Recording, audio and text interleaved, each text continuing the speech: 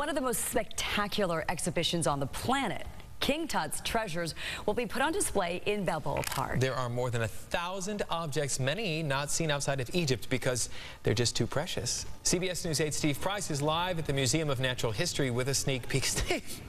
Nice. Well, very nice. Steve, you were messing around in Angie's closet again, huh? You know, for 3,000 years old, I look pretty good, right? Really good. He became a king at age 9. That's the good news. Unfortunately, as we know, King Tut died around age 19. The big question, what happened next? It took us 3,000 years to find out. This is a reproduction. That's because the actual mummy has never been outside of Egypt. Not only that, it's never been outside the Valley of the Kings. It still is in the tomb, now in a protective case, a climate-controlled case.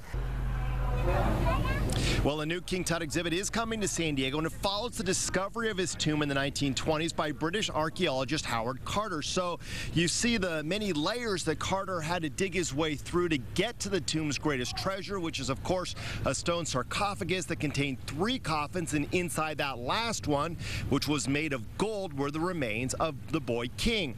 Now, this exhibit contains more than 1,000 recreations by Egyptian artisans, and if you love bling, and Angie, I know you do, this one is for you. Gold was considered the skin of the gods, and you see gold throughout the tomb, of course, and I find these very interesting. These weren't sandals that ever could have really been worn in real life, so they were ceremonial. They were put on the feet of the mummy. Gold sandals and gold fingertips and gold covers for your toes. So it was all about the gold. It was all about the bling, after all. This was King Tut. This was one of the pharaohs, and he was going into the afterlife in style. Now, as I mentioned, these are recreations. There are no actual exhibits from the tomb itself. The problem, they have now become too fragile. You might remember they did tour the country back in the 70s, but now they're just too fragile. They don't travel anymore.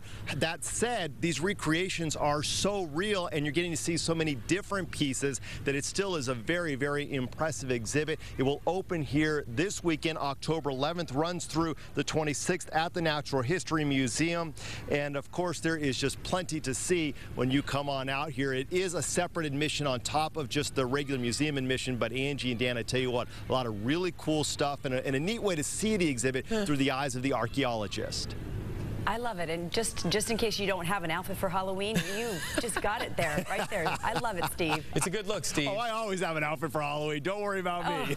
You can do wardrobe changes. All right, thanks so much, Steve. That is a good look. All right.